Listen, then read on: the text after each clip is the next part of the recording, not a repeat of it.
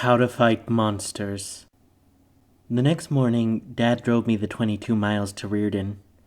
"I'm scared," I said. "I'm scared too," Dad said. He hugged me close. His breath smelled like mouthwash and lime vodka. "You don't have to do this," he said. "You can always go back to the res school." "No," I said. "I have to do this." Can you imagine what would have happened to me if I'd hinted around and gone back to the res school? I would have been pummeled, mutilated, crucified. You can't just betray your tribe and then change your mind 10 minutes later. I was on a one-way bridge. There was no way to turn around, even if I wanted to. "Just remember this," my father said. "Those white people aren't better than you." But he was so wrong, and he knew he was wrong. He was a loser Indian father of a loser Indian son living in a world built for winners. But he loved me so much. He hugged me even closer. "This is a great thing," he said. "You're so brave. You're a warrior." It was the best thing he could have said. "Hey, here's some lunch money," he said, and handed me $1. We were poor enough to get free lunch, but I didn't want to be the only Indian and a sad sack who needed charity. "Thanks, Dad," I said. "I love you," he said. "I love you too." I felt stronger, so I stepped out of the car and walked to the front door. It was locked. So I stood alone on the sidewalk and watched my father drive away. I hoped he'd drive right home and not stop in a bar and spend whatever money he had left. I hoped he'd remember to come back and pick me up after school. I stood alone at the front door for a few very long minutes. It was still early, and I had a black eye from Rowdy's goodbye punch. No, I had a purple, blue, yellow, and black eye. It looked like modern art. Then the white kids began arriving for school. They surrounded me. Those kids weren't just white. They were translucent. I could see the blue veins running through their skin like rivers. Most of the kids were my size or smaller, but there were 10 or 12 monster dudes. Giant white guys. They looked like men, not boys. They had to be seniors. Some of them looked like they had to shave 2 or 3 times a day. They stared at me, the Indian boy with a black eye and swollen nose, like going away gifts from Rowdy. Those white kids couldn't believe their eyes.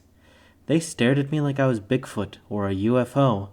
What was I doing at Reardon, whose mascot was an Indian, thereby making me the only other Indian in town?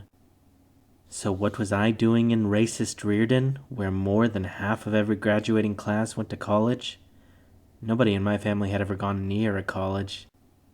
Reardon was the opposite of the res. It was the opposite of my family. It was the opposite of me. I didn't deserve to be there. I knew it. All of those kids knew it. Indians don't deserve shit.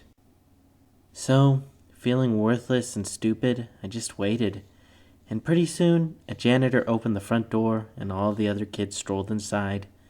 I stayed outside. Maybe I could just drop out of school completely. I could go live in the woods like a hermit, like a real Indian. Of course, since I was allergic to pretty much every plant that grew on Earth, I would have been a real Indian with a head full of snot. "Okay," I said to myself, "here I go." I walked into the school, made my way to the front office, and told them who I was. "Oh, you're the one from the reservation," the secretary said. "Yeah," I said. I couldn't tell if she thought the reservation was a good or bad thing. "My name is Melinda," she said. "Welcome to Reardon High School. Here's your schedule, a copy of the school constitution and moral code, and a temporary student ID. We've got you assigned to Mr. Grant for homeroom. You better hustle on down there. You're late." Where's that?" I asked. "We've only got one hallway here," she said and smiled. She had red hair and green eyes and was kind of sexy for an old woman. "It's all the way down on the left." I shoved the paperwork into my backpack and hustled down to my homeroom. I paused a second at the door and then walked inside. Everybody, all of the students and the teacher, stopped to stare at me. They stared hard, like I was bad weather. "Take your seat," the teacher said. He was a muscular guy. He had to be a football coach. I walked down the aisle and sat in the back row and tried to ignore all the stares and whispers until a blonde girl leaned over me. Penelope. Yes, there are places left in the world where people are named Penelope. I was emotionally erect. What's your name? Penelope asked. Junior, I said. She laughed and told her girlfriend at the next desk that my name was Junior. They both laughed. Word spread around the room, and pretty soon everybody was laughing. They were laughing at my name. I had no idea that Junior was a weird name. It's a common name on my res, on any res. You walk into any trading post on any res in the United States and shout, "Hey, Junior!" and 17 guys will turn around. And 3 women. But there were no other people named Junior in Reardon, so I was being laughed at because I was the only one who had that silly name. And then I felt smaller, because the teacher was taking roll and he called out my name. "Arnold Spirit?" the teacher said. No, he yelled it. He was so big and muscular that his whisper was probably a scream. "Here," I said as quietly as possible. My whisper was only a whisper. "Speak up," the teacher said. "Here," I said. "My name is Mr. Grant," he said. "I'm here, Mr. Grant." He moved on to other students, but Penelope leaned over toward me again. But she wasn't laughing at all. She was mad now. "I thought you said your name was Junior," Penelope said. She accused me of telling her my real name.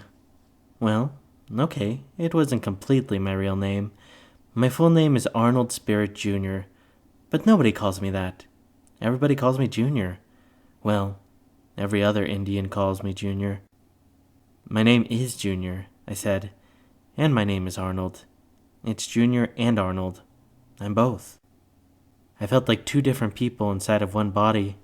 No, I felt like a magician slicing myself in half, with Junior living on the north side of the Spokane River and Arnold living on the south. "Where are you from?"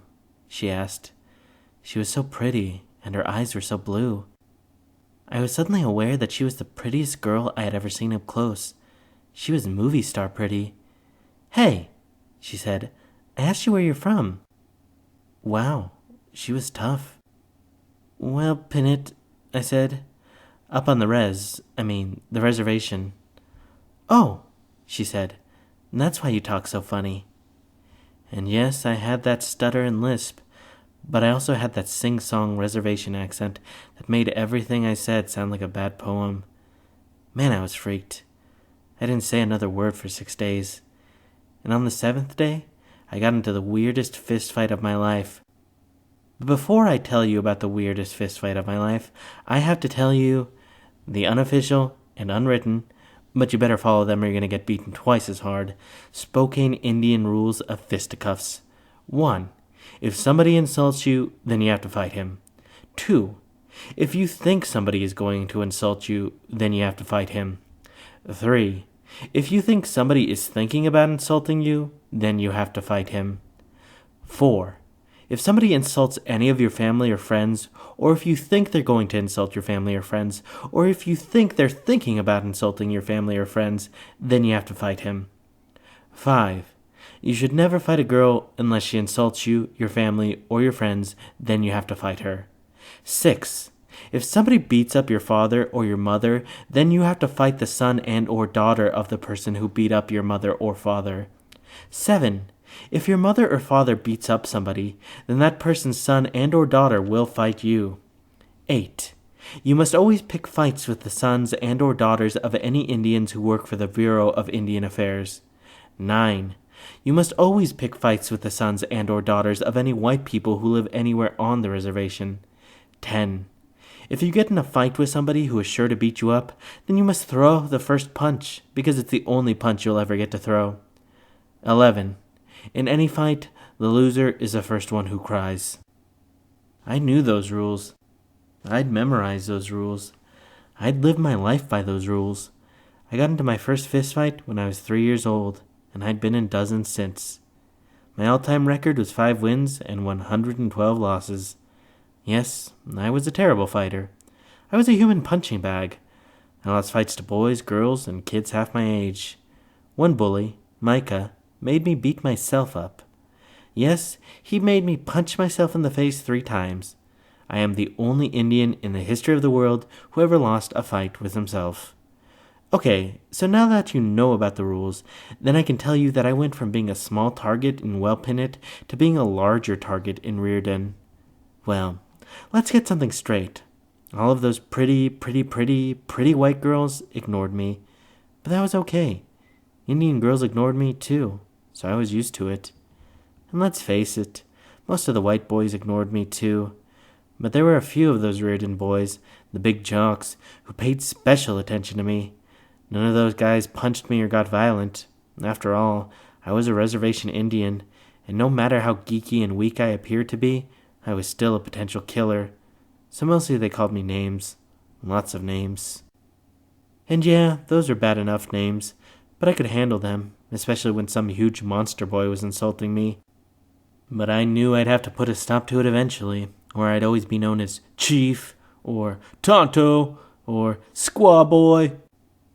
But I was scared. I wasn't scared of fist fighting with those boys. I'd been in plenty of fights, and I wasn't scared of losing fights with them either. I had lost most every fight I've ever been in. I was afraid those monsters were going to kill me. And I don't mean kill as in metaphor. I mean kill as in beat me to death. So, weak and poor and scared, I let them call me names while I tried to figure out what to do. And it might have continued that way if Roger the Giant hadn't taken it too far. It was lunchtime, and I was standing outside by the weird sculpture that was supposed to be an Indian. I was studying the sky like I was an astronomer, except it was daytime, and I didn't have a telescope, so I was just an idiot. Roger the Giant and his gang of giants strutted over to me. "Hey, Chief," Roger said. It seemed like he was 7 feet tall and 300 pounds. He was a farm boy who carried squealing pigs around like they were already thin slices of bacon.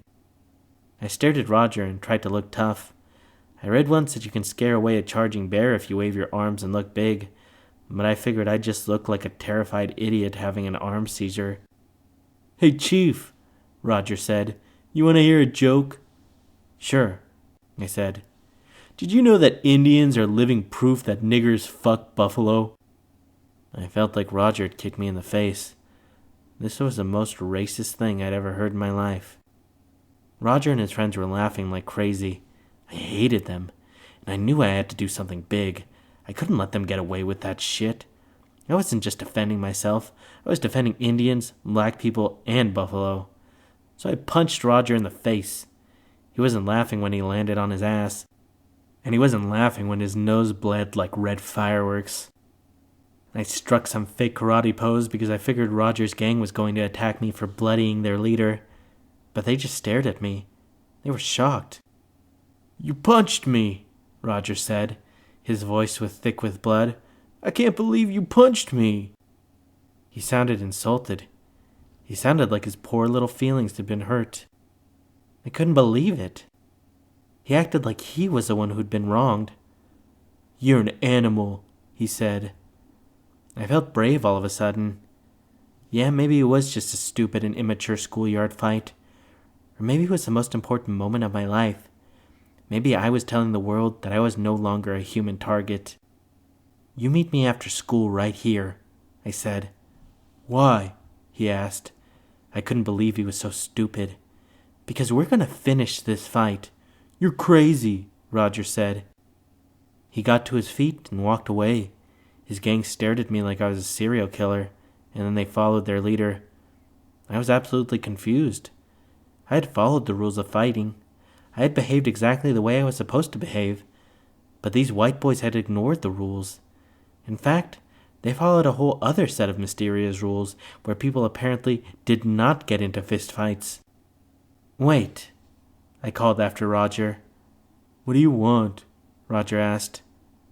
"What are the rules?" "What rules?" I didn't know what to say, so I just stood there, red and mute like a stop sign. Roger and his friends disappeared. I felt like somebody had shoved me into a rocket ship and blasted me to a new planet. I was a freaky alien, and there was absolutely no way to get home.